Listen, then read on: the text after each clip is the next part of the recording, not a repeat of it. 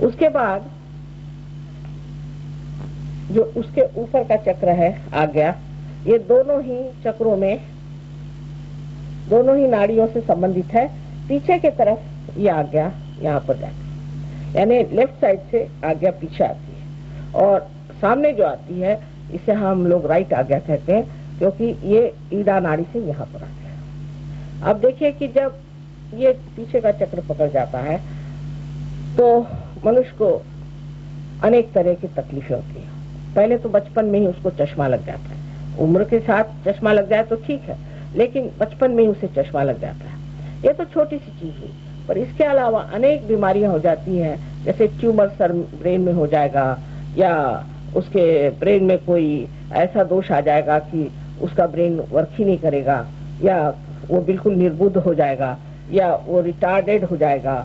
उस छोटे छोटे बच्चे भी पैदा होते हैं रिटार्डेड ब्रेन होते हैं। ये सारा लेफ्ट आज्ञा से होता है। और लेफ्ट आज्ञा की पकड़ अगर हो और लेफ्ट स्वादिष्ठान की पकड़ हो तो समझ लीजिए कि किसी गुरु के पास जाके आए। कोई न कोई अनधिकार चेष्टा करने से, किसी भी गुरु के पास जाने से ये सारा की सारा लेफ्ट साइड पकड़ जाता है, इसमें तो कोई शक ही नहीं, पर सबसे ज्यादा ये पकड़ता है। और ऐसे वक्त मनुष्य जो है एकदम उस आदमी के झांसे में आ जाता है। वो जो भी बात कहता है वाह वाह, कुछ भी वो आपको दौड़ाएगा वाह वाह वाह। आप सोच भी नहीं सकते कि ये गलत काम है, ये नहीं करना चाहिए। ये कौन होता है हमें सब कहने वाला? ये आपके दिमाग से ही बात चली जाती है, और आपके अंदर वो जिसको कहते हैं कि सूझबूझ वो रहती ही नहीं कि आप सोचे कि भाई क्यों हम इस आदमी के लिए इतनी मेहनत कर रहे हैं, हमारा इसने क्या भला किया है सिवाय हमारी जेबें खाली करी, और इसने हमारा कोई भला नहीं किया, हम क्यों इसके पीछे दौड़ रहे हैं। तो जब ये चक्र पकड़ जाता है तो आप जानते हैं कि लोग पागल हो जाते हैं। पागल आदमी का ये चक्र बहुत ज्यादा पकड़ता है, और इसलिए आपको बहुत बच के रहना चाहिए ऐसी चीजों से जिसको कहते हैं ट्रांस, हिप्नोटिज्म। इस तरह की हिप्नोटिज्म भी कभी नहीं करना चाहिए। एक्यूपंक्चर में भी ये चक्र पकड़ता है, क्योंकि उसमें भी क्या करते हैं कि एक चक्र से दूसरे चक्र में वो एनर्जी देते हैं, तो उस तरह से ये चक्र जो है वो खाली हो जाता है। इसकी जब एनर्जी खत्म हो जाती है तो आदमी उसके बाद बहुत पागल सा हो जाता है। इसलिए ये सब चीजों पे विचार करना चाहिए कि ये किस तरह से कार्यान्वित होती है, इसमें कैसे कार्य होता है।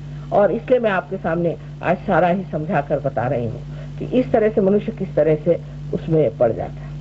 अब उससे आगे आप जाइए तो देखिए कि ये चीज मुड़ करके आज्ञा चक्र से इधर चली जाती है इस तरफ में। तो ये आपके संस्कार है। जो मनुष्य बिल्कुल ही पागल है, बिल्कुल पागल है, उसका ये हिस्सा बिल्कुल पकड़ा जाता है। पर ये हिस्सा और भी चीजों से पकड़ा जाता है। जैसे कि कुछ लोग हैं उनको बस हाथ धोने का झक, अब बैठे हाथ धो रहे हैं, जब तक 65 मरतबा हाथ नहीं धोंगे उनको लगता ही नहीं कि उनके हाथ साफ है। वो ये है कि वो बाल ही नोचे रह रहे हैं, बैठे बैठे इनके बाल नोच, उनके बाल नोच, उनके बाल नोच। ऐसे भी लोग आपने देखे होंगे।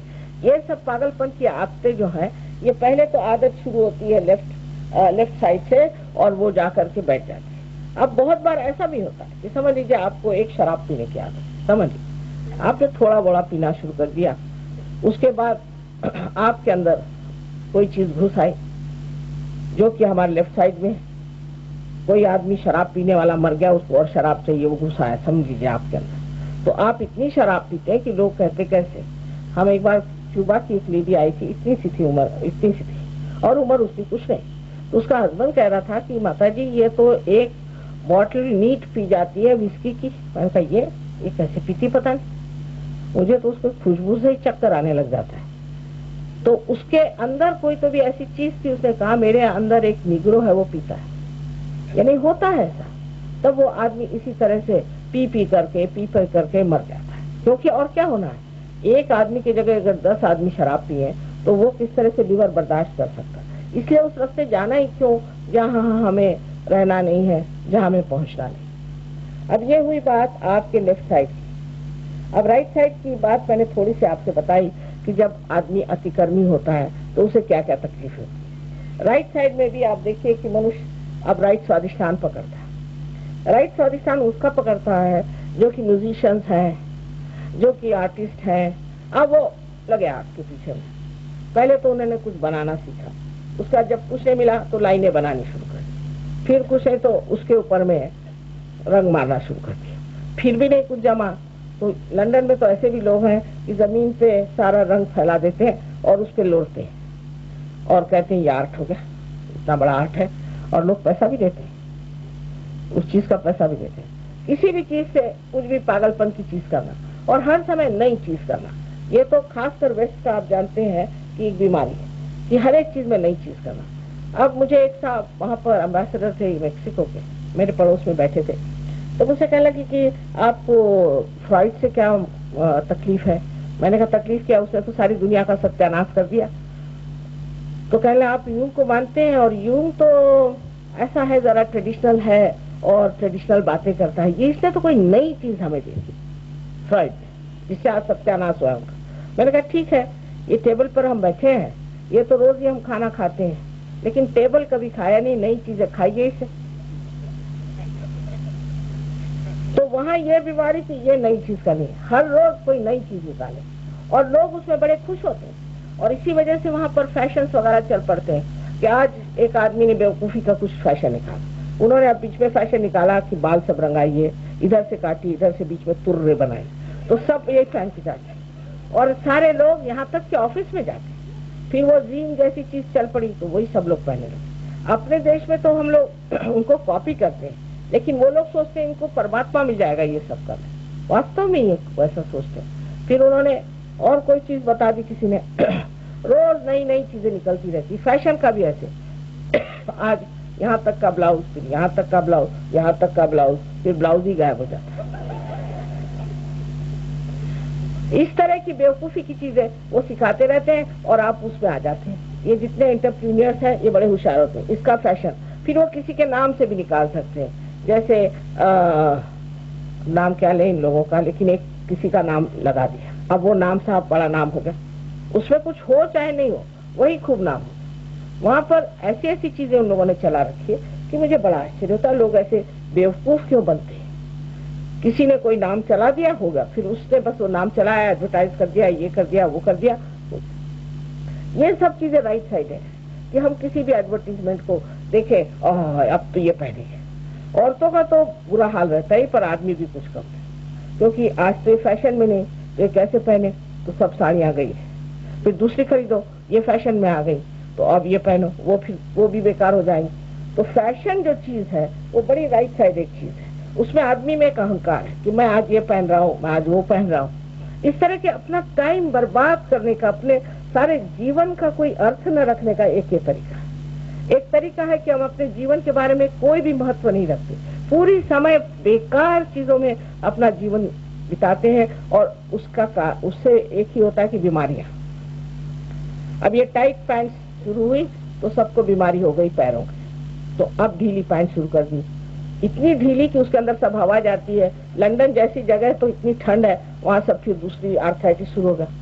और काहे को ये सब करने का भाई, जो सहूलियत की चीज है एक बार पता हो गई उसे पहनिए और करिए, वो नहीं है हर रोज चीज बदलते रहना, क्योंकि उनकी मशीनें चलनी चाहिए, मशीन में नई चीजें आनी चाहिए, इस तरह से मशीन की गुलामी आनी चाहिए। पर मुझे उसमें भी हर्ज नहीं, पर उससे आपकी तंदुरुस्ती खराब जाती है। सबसे बड़ी बात है कि आपकी तंदुरुस्ती से खराब जाती है, तंदुरुस्ती नहीं आपकी बुद्धि भी, क्योंकि पूरी समय आप यही देखते रहते हैं कि अरे मैंने तो आज फैशनेबल चीज पहनी नहीं, सब लोग मुझे हंसेंगे। ऐसे आदमी में एक कॉम्प्लेक्स आ जाता है कि मैं कोई स्मार्ट नहीं लग रहा हूँ। फिर आपने कल पूछा था डिप्रेशन आता है, क्योंकि आप बहुत इंप्रेशन मारते हैं सब पे, तो डिप्रेशन आता ही है। और यही बात है कि आपको इंप्रेशन मारने की क्या जरूरत है, आप जो है अपनी शान में खड़े होइए। आपको क्या जरूरत है कि आप इन लोगों से कपड़े खरीद करके और ये फालतू की ऊपरी चीजों से दूसरों पे शान झाड़े। हिंदुस्तानियों को शोभा नहीं देती। गांधी जी देखिए क्या कपड़े पहनते, दुबले पतले, बिल्कुल हड्डियां थी उनकी, लेकिन वो क्या उनकी शोभा थी। कहीं खड़े हो जाए तो लोग एकदम ऐसे चुप हो जाए जैसे कोई शेर खड़ा हो। हमारे देश की जो विशेषता है वो ये कि बाह्य चीजों में इतना ज्यादा दिमाग नहीं लगाते, बाह्य चीजों में इतना ज्यादा अपना समय पैसा नहीं बर्बाद करते। कोई विशेष महान विशाल चीज हो उसका तरफ ध्यान देना चाहिए। और यही मैं बार बार कहूंगी कि हमारे भारतीय संस्कृति की ओर आप लोग नजर करें। हम इस देश योग भूमि के ऊपर बैठे हुए हैं, उसी से हम प्लावित हैं, उसी ने हमको पाला है, पोसा है, बड़ा किया है। ये विलायत के जो हम लोग को शौक पड़े हैं, ये क्या वो विलायत वाले हमें कुछ देने वाले हैं? वो क्या देंगे? उनके पास है ही क्या देने के लिए। एक बार उन्होंने वहां से चावल भेजा, उसमें ऐसी चीज भेज दी कि उससे वहां एक घास निकल आया महाराष्ट्र में, उसका नाम उन्होंने कांग्रेस ग्रास रख दिया। वो सबको खाता चला, बड़ी मुश्किल से उसको ठीक किया। तो फिर दूसरी चीज गेहूं भेजा, उसमें ऐसी अजीब से बीजे भेजे कि वो बबूल, ऐसी बबूल निकली कि उस बबूल का कांटा बच्चे को लग जाए तो बच्चा ही मर जाए। ये लोग क्या देंगे? इनके पास देने की ताकत भी नहीं और दिल भी नहीं। हम लोगों को जो है उनको देना है और हमको एक ठोस चीज देनी है हमारे अंदर। और ठोस चीज ये है कि हम जो है, हमारे लिए अहमियत, हमारे लिए इम्पोर्टेंट चीज वो है कि हमारी शख्सियत, हमारा व्यक्तित्व, जो कि हमारा अंदर से खिला हुआ प्रकाशित है, जो कि इस देश का हमारा ये एक बड़ा भारी वरदान है। ये हमारे देश का हमारे लिए धरोहर है, हमारा हेरिटेज है, जिसमें हम उठ सकते हैं और सारी दुनिया कल हमारे चरण छुएगी कि कहेगी कि वाह, ये है ना, सारे ऐसे ऐसे लोग खड़े हो गए। लेकिन उधर ध्यान नहीं। इसमें तो आश्चर्य की बात यह है कि जिनके बारे में बता रही हूँ वो परदेश के लोग हिंदुस्तानियों से कहीं अधिक जल्दी सहयोगी बन जाते और पक्के सहयोगी बनते। उनकी शक्लें आप देखें तो आप पहचान नहीं पाएंगे। ये भी एक अजीब दुनिया है, जिस देश में सब कुछ इतना बड़ा है, इतना धन पड़ा हुआ है, इतनी चीज है, वो तो उस देश को नहीं समझते और बाहर वालों को बहुत समझ के उनके पीछे दौड़ते हैं। और वो है कि वो सोचते हैं ये देश है कि क्या है। इस पर आपके लिए यही कहना है कि बाह्य चीजों में ज्यादा लपेटना, बाह्य चीजों की ओर ध्यान देना और जो अंतरतम की चीजें उधर ध्यान न देने से ही राइट साइड बहुत चलती है और उससे दुनिया भर की बीमारियां होती है। अब आज्ञा चक्र पे आप आए। आज्ञा चक्र जो सामने का होता है, ये बहुत चलने से मनुष्य विचार करता है, हर चीज का विचार। उसे लगता है कि अब उसे कोई चीज दिखाई दी, उस पर विचार करता है, ये क्या खरीदे कि वो खरीदे, कि ये ले कि वो ले। इसको कहते हैं कि चॉइसेस, चयन। चयन बहुत आ गया। पहले हम लोगों के जमाने में 4-5 साड़ियां बहुत होती थी। हम लोग जब जवान थे तो हम लोग तो 4-5 साड़ियां पहनते थे। अब तो चयन इतना आ गया, ये है ठीक तो वो नहीं ठीक, तो वो नहीं ठीक तो ये नहीं ठीक। सबसे ज्यादा आप अमेरिका का सोच लीजिए। अमेरिका में इतना चयन होता है कि हर टाइल फर्क होनी चाहिए, हर घर की। एक मोटर में बैठे तो पहले पूछ लीजिए कि इसका दरवाजा कैसे खुलता है। न जाने कैसा हर एक मोटर का दरवाजा अलग तरह से खुलेगा। कहीं आप फंस गए तो निकल नहीं सकते। दूसरे उनसे पूछिए कि बाथरूम जा रहे हैं तो नल का कैसे खुलता है। कभी कभी तो ऐसा था कि पैर रखा और ऊपर से पानी धड़ा आपके। ये नॉवेल्टी है उनके साथ। हर एक चीज फर्क बनाने की क्या जरूरत है। अगर आपको वहाँ शराब पिलानी है तो कम से कम पहले 1000 रुपए के, उनके 1000 पाउंड के प्याले खरीदने पड़ते हैं। इसके लिए अलग, उसके लिए अलग, उसके लिए उसकी इतनी बड़ी डिक्शनरी है। इसमें क्या अरबिक पूछे, पीने का एक ही ग्लास उधर चाय के लिए चाहिए। हर चीज के अलग है।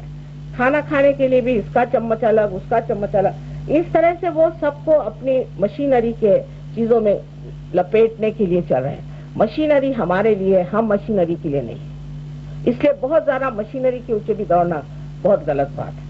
अपने हाथ की चीजें अपने देश में बढ़िया से बढ़िया बनती है और इतना बढ़िया हमारे यहाँ काम होता है, उससे हमें पहनना चाहिए और उसमें खास चीज माननी चाहिए कि कितनी आराम की चीज है। अब ये है कि परदेश में जैसा नायलॉन बनता है वैसे हमारे यहाँ बनना चाहिए। काहे के लिए चाहिए? इस नायलॉन से इतनी बीमारियां लोगों को हो गई। वही प्लास्टिक हमें बहुत पसंद है। हमारे यहाँ के पीतल के बर्तन नहीं चाहिए। पीतल के बर्तन ठीक नहीं, वही प्लास्टिक ठीक है। पीतल के बर्तन पहले उसमें कढ़ाई लगती है। अरे हम लोगों ने तो कढ़ाई लगाई और रहे, उसमें क्या खराबी है? और कितनी सुंदर चीज है। और फिर उसका अपना ही एक देना होता है। जो हाथ की बनी हुई चीज है उसमें अपना चैतन्य होता है और उस चीज में बनी हुई चीजें खाने में भी बहुत आनंद होता है। अब पता नहीं क्यों, या तो हमारे चिल्लाने सीखने से जैसा भी हो, पर अब एक नया फैशन चल पड़ा है, एथनिक स्टाइल। और उसमें जरूर चीजें कुछ औरतों के दिमाग में आ गई, आदमियों के भी आ रही है, पर अभी उनसे कोट पैंट नहीं छूटता। कोट पैंट बहुत मुश्किल से छूटेगा, क्योंकि वो सोचते हैं कि कोट पैंट नहीं पहनेंगे तो हम साहब नहीं रहेंगे, फिर तो हम हो जाएंगे खेतीहर। इसलिए वो कोट पैंट उनसे छूटना मुश्किल है। पर औरतों ने जरा सा एथनिक स्टाइल पे अब ध्यान दिया है। ये बड़ी खुशी की बात है कि हमारे भारतवर्ष के इतने कारीगर लोग अपने हाथ से काम करते हैं और उनके हाथ का काम फिर से हम उसको उजाला दें, उसको हम संभालें। और हिंदुस्तान में और चाइना में छोड़ करके कहीं भी हाथ का काम नहीं होता है। कल ये सारे देश आपके पीछे दौड़ेंगे कि हमें हाथ का काम दीजिए, हमें ये चाहिए। वहाँ तो हाथ का काम मेक बाय हैंड कह दीजिए तो वो तो ऐसा है कि जैसे हम लोग मेक इन जर्मनी समझते हैं वैसा ही समझते हैं, और उसको इतना जोर से पकड़ेंगे कि मेक बाय हैंड। आप लोगों को बताएं तो हंसी आएगी। एक बार हम जापान गए थे, एक साहब ने बहुत कहा हमारे घर आप आइए, हमारे घर आप। तो हम गए उनके घर पे, क्या है पता नहीं, तो एक उन्होंने मुरादाबादी सुराही निकाली, कहने this is authentic made by hand Indian. तो हमने कहा अच्छा भाई मान गए तुमको, मेड बाय हैंड इंडियन, और उसका इतना महत्व, वो बिल्कुल बीचों बीच रखी हुई। और हमारे यहाँ तो कह गए ये क्या मुरादाबादी ले आए, उससे तो अच्छा है स्टेनलेस स्टील का कुछ लाओ, ये तो प्लास्टिक उससे भी अच्छा। तो जब आदमी में गहराई आ जाती है, जब वो गहनता में उतरता है, जब किसी चीज को गहराई से सोचता है तो हर एक चीज को सोचता है ये मैं क्या कर रहा हूँ, ये मैं क्या चीज इस्तेमाल कर रहा हूँ, इसमें तो कोई चैतन्य नहीं, ये प्लास्टिक में कुछ नहीं, इसको क्यों मैं इस्तेमाल कर रहा हूँ। इससे अच्छा एक ही अच्छी चीज क्यों न रख लूं घर में, एक ही अच्छा बर्तन क्यों न रख लूं मैं घर में। क्यों मैं इस तरह से ऐसी चीजों की तरफ ध्यान दे रहा हूँ जिसमें चैतन्य नहीं, पर वो गहराई आनी चाहिए, आपके अंदर वो चैतन्य आना चाहिए। जब वो चैतन्य आ जाता है तो आदमी उस तरफ जाता है जहाँ उसे एक समाधान और एक नई सौंदर्य दृष्टि मिलती है। उस सौंदर्य दृष्टि में वो देखता है कि किस तरह की चीज सुंदर होती है, किस तरह की चीज अच्छी होती है, जिसके अंदर चैतन्य होता है, जो अधिक सबसे सुंदर चीज है। जैसे समझ लीजिए मोनालिसा का पेंटिंग है, मोनालिसा के पेंटिंग से वाइब्रेशंस आते हैं। कोई सी भी बहुत सुंदर जो चीज होती है जिसमें कोई कहना चाहिए कि जो बिल्कुल परफेक्ट, उसमें से वाइब्रेशंस आते हैं। आपको आश्चर्य होगा कि कितना संबंध है इससे, जब तक मतलब वो परमात्मा को अच्छी लगे। जो चीज परमात्मा को अच्छी लगी उससे चैतन्य आता है, और ऐसी चीजें आप इस्तेमाल करें जिसमें से चैतन्य है तो आपको कोई परेशानी नहीं हो। लेकिन उधर ध्यान देने के लिए पहले आपको सहयोगी बनना पड़ेगा और जानना पड़ेगा सहयोग क्या है। तब आप समझ सकते हैं कि आप अब उस संवेदनशील स्थिति में पहुंच गए जहाँ पर कि आपको चैतन्य क्या है ये जाना जाएगा। अब करीबन मैंने सब चक्र बताए, एक सहस्त्रार छोड़। सहस्त्रार में आपके मैंने बताया था 1000 नाड़ियां हैं, और वो ये जो आपको बीच में जगह दिखाई देती है उसके चारों तरफ 1000 नाड़ियां हैं, और ये संवेदनशील है हमारे आनंद के लिए। जिस वक्त हम आत्मा को प्राप्त करते हैं तो हमारे अंदर जो आनंद की अनुभूति होती है वो इसी ब्रेन के उसी हिस्से में होती है जिसे हम लिम्बिक एरिया कहते हैं। और जो हमारा चित्त आलोकित हो जाता है, चित्त जो आलोकित हो जाता है वो भी इसी जगह से कार्यान्वित होता है। जैसे कि आत्मा के लिए कहा गया है कि ये चित्त और आनंद ये सभी का मेन है। लोग कहते हैं आनंद और चित्त कैसे होगा, सच्चिदानंद, सत फिर और सत भी हो सकता है। सत्य कैसे आनंद दे सकता है और चित्त कैसे आनंद दे सकता है, और आनंद जो चीज है वो कैसे मिल सकती है। मतलब लोगों के दिमाग में इसके बारे में भ्रांति सी आ जाती है। अब सच्चित आनंद की जो बात है आत्मा की सो ऐसी है कि जब आपकी ये लिम्बिक एरिया जागरूक हो जाती है तो आप सत्य को जानते हैं, क्योंकि आपके हाथ से चैतन्य बहने लग जाता है। फिर आप किसी की और भी ऐसा हाथ करेंगे तो आप जान जाएंगे कि इस हाथ उंगली में पकड़ आ रही, इस उंगली में पकड़ आ रही, क्या इसकी तकलीफें हैं, कौन सी इसकी श्रेणी है, ये आदमी अच्छा है कि बुरा है, ये आप उस चैतन्य से जान जाएंगे। माने आप केवल सत्य को जान सकते हैं। यहाँ बैठे बैठे आप जान सकते हैं कोई भी आदमी जो बहुत दूर है कि आप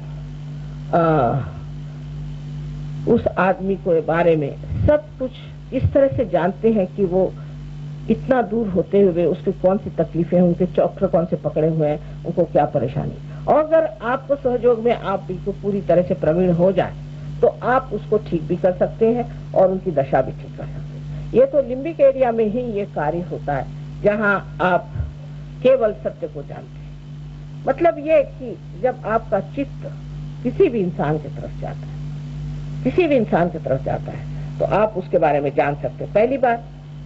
दूसरी बात, इतना ही नहीं कि आप जान सकते हैं, लेकिन दूसरी बात यह है कि अगर आपका चित्त उसकी ओर गया तो आप उसको कार्यान्वित कर सकते हैं। यानी जैसे समझ लीजिए टेलीविजन में आप किसी इंसान को देख रहे हैं, तो वहां से प्रसारित हुआ वो एक चित्र हमारे सामने आया, लेकिन वो चित्र सिर्फ टेलीविजन में ही रहता है, उसमें से निकल के कुछ कार्य नहीं करता। पर ये जो चित्र है, ये जब आप इसको प्रोजेक्ट करते हैं तो वो जा करके कार्य भी करता है। जैसे आपने किसी के बारे में सोचा कि यह आदमी है, कैसा होगा क्या, फौरन आपका चित्त वहां जाकर कार्य करे, क्योंकि ये जो सारा ईथर आप इससे रेडियो वगैरह चलाते हैं, इस ईथर की जो सूक्ष्मता है वही परम चैतन्य भी है।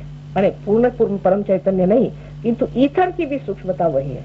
तो यहाँ से जब आप किसी के बारे में सोचेंगे, आपका चित्त जाएगा, तो आप जानिए कि आपने उसे ठीक कर दिया, उसकी हालत ठीक कर दी। फिर ऐसे आदमी की नजर तक बहुत कमाल थी, क्योंकि उसकी नजर में कोई, जिसे आपने उनके बारे में पूछा था ज्ञानेश्वर जी के, निरंजन पहाड़े, उन्होंने कहा कि आंख कैसी निरंजन, माने उसका कोई रंजन ही नहीं, देखती मात्र है, देखना मात्र होता है, उससे कुछ लस्ट ग्रीड कोई चीज नहीं, देखना मात्र। निर्विचार में आप देख रहे हैं उस चीज को। जब आप निर्विचार में देख रहे हैं, समझ लीजिए ये कारपेट यहाँ बिछा बड़ा सुंदर है, अच्छा है, अगर ये मेरा कारपेट हो तो मुझे फिक्र लगेगी कि कभी खराब हो जाए। अगर आपका कारपेट है तो आप परेशान होंगे कि ये इनका कारपेट है। और समझ लीजिए अगर ऐसी दशा है कि मैं सिर्फ इसको देखना, निरंजन देखना करूं, इस कारपेट को सिर्फ देखती ही रहूं और कोई विचार ना आए, तो इसको बनाने वाले का जो आनंद है पूरा मेरे ऊपर से गंगा जी जैसे बहना शुरू होता है। आप मानिए होता है। आपने कल देखा कि आपके हाथ में ठंडी ठंडी हवा आ गई, आपके सर से भी ठंडी हवा निकली। तो ये चीज होने की होती है और ये घटित होती है। पर इसके लिए सुषुम्ना नाड़ी जो है बीज की, इसके अंदर से ही ये कार्य होता है। सुषुम्ना नाड़ी जो है इसके ही अंदर ये 3.5 इसमें से लपेटा हुआ, जैसे एक कागज को आप 3.5 इसमें लपेट दें, इस तरह की चीज है। उसके बराबर बीच से जो ब्रह्म नाड़ी है उसमें से ही कुंडलिनी निकलती है, और जब वो निकलती है और इसको ब्रह्मरंध्र को छेद कर बाहर निकल आती है, तो आपको आश्चर्य होगा कि उस वक्त आपकी आत्मा का जो प्रकाश है आपके चित्त में आ जाता है, और इसीलिए आपके चित्त से आप बहुत चीज कार्य कर सकते हैं। अब दूसरी चीज ये है कि सत्य आप कैसे जानते हैं, क्योंकि आपका लिम्बिक एरिया जो है वही एनलाइटेंड हो जाता है और आपके हाथों में आप सत्य जान सकते हैं। और आनंद ऐसी चीज है कि उसमें सुख और दुख ऐसी दो चीज नहीं, केवल आनंद मात्र होता है। कोई भी चीज को आप देखते हैं तो जैसे कोई नाटक देख रहे हैं, नाटक का जैसा एक आनंद होता है, लेकिन किसी भी सांसारिक चीज से आनंद नहीं मिलता, सिर्फ अपने आत्मा से। आत्मन ने आत्मना तुष्ट, आत्मा से ही आत्मा तुष्ट होता है। अपने आत्मा से ही जो प्रकाश आता है उसका जो आनंद है, तो जैसे कबीरदास जी ने कहा कि फिर अब मस्त हुए फिर क्या बोले, जो मस्ती आ जाती है तो क्या बोले, उस मजा में क्या बोलने का रह जाता है। और दूसरे तो कुछ समझते भी नहीं, क्या समझ आऊं, सब जगह अंधा तो अच्छा है, अपना ही मजा उठाते बैठे। लेकिन अब ऐसा रहा नहीं जाता, इसलिए हम भी मेहनत कर रहे हैं कि आप भी उस मजे को उठा लीजिए जिस मजे में हम हैं।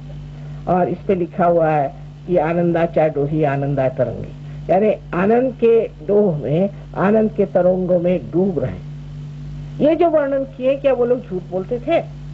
और उसी दशा में आप अगर जा सकते हैं तो आपको जाना चाहिए और इसे प्राप्त करना चाहिए, और ये आपका अधिकार है। यह सुषुम्ना नाड़ी जो बीच की है, इसमें कभी कभी खलल पड़ जाता है, क्योंकि या तो आप लेफ्ट में ज्यादा जाते हैं, राइट में ज्यादा जाते हैं, तो इस असंतुलन से, इस इम्बैलेंस से आपकी सुषुम्ना खराब हो जाती है, और इसी के कारण कभी कभी कुंडलिनी के चढ़ने में दिक्कत होती है। पर जो वर्णन किया गया है कि कुंडलिनी के चढ़ने से ये होता है, वैसा कुछ नहीं होता है। इसको भी ठीक किया जा सकता है, आपको संतुलन में भी लाया जा सकता है, और आप इस आनंद को भी बहुत सहज में प्राप्त कर सकते हैं। पर इसमें एक बात है कि आज का सहयोग एक समष्टि का है, एक व्यक्ति का नहीं, कलेक्टिव है, एक पूर्ण विराट का है, उसका अंग प्रत्यंग आपको होना चाहिए। घर आप चाहे मैं अपने घर में फोटो रख के पूजा करता हूँ, मैं फलाना, उससे कुछ फायदा नहीं होने वाला। कल फिर कोई ना कोई बीमारी हो जाएगी, कल कोई ना कोई विपदा आ जाएगी, तकलीफ हो जाएगी। इसलिए आपको कलेक्टिव में आना चाहिए। आज मुझे ऐसा लगा, मतलब विचार करने पर, कि ये जो इतने बड़े बड़े लोग बनते हैं और जो अपने को बहुत बड़ा समझते हैं, ये लोग सहयोग में क्यों नहीं आते? इधर उधर अरे गहरे नत्थू खैरे लोगों के पास जाते हैं, उनके चरण छूते हैं, आखिर क्या बात? आज सोचने पे एक विचार आया मुझे कि हो सकता है कि इन लोगों को सबको प्राइवेट ऑडियंस चाहिए, कि प्राइवेटली मिले। अब यहाँ तो सर्वसाधारण जनता के बीच में ऐसे बड़े बड़े लोग आए तो उनके तामझाम ही खत्म हो जाए, इसीलिए शायद वो लोग नहीं आते। और ईसा मसीह ने कहा है कि ऐसे लोग परमात्मा के साम्राज्य में नहीं जा सकते। साफ साफ उन्होंने कहा कि एक बार एक ऊंट जो है वो सुई के छेद में से लांग जाएगा, पर ये लोग परमात्मा के साम्राज्य में नहीं आते। साफ साफ कहे, क्योंकि इतना इनको नुकसान होता है, इतनी तकलीफें होती हैं, इन गुरुओं से मार खाते हैं, मुझे बार बार बुलाते हैं, हमें ठीक करिए, ये करिए, पर ये सारे साधारण समाज में साधारण इसमें नहीं आते। इनके लिए बिल्कुल पॉश होटल चाहिए कि पॉश आश्रम चाहिए, समझ में नहीं आता। ये तो परमात्मा की चीज है। राजा जनक इतने बड़े राजा थे, पर जब कभी किसी गुरु के पास जाते थे तो जमीन पर बैठकर उनसे वार्तालाप करते थे। श्री राम को आपने देखा है, श्री कृष्ण को आपने देखा, सब राजा थे, लेकिन राजा होते हुए भी उनमें कितनी नम्रता थी। पहले जमाने में हमने यहाँ भी देखा कि बहुत से लोग बड़े नम्र थे। बहुत बड़े बड़े लोग जो हमारे पास आए हमेशा जमीन पर बैठकर बात करते थे कि आप संत हैं, हम आपके सामने नहीं बैठे। पर आजकल के लोगों को मुझे लगता है इसका बड़ा घमंड है कि हम बहुत बड़े आदमी हैं और हम कैसे ऐसे समाज में जाएं जहाँ की लोग सर्वसामान्य हैं। इन सामान्यों में से ये असामान्य निकलने वाला है, इन्हीं में असामान्य है और यही लोग इसको पाने वाले हैं, और बाकी जो है उनकी हमें तलाश ही नहीं। तो इसलिए आपसे कहना है कि ये आप भी कोई असामान्य चीज है उसे प्राप्त करें और इस आनंद में हमेशा के लिए डूबते रहें। परमात्मा आप सबको आशीर्वाद दें।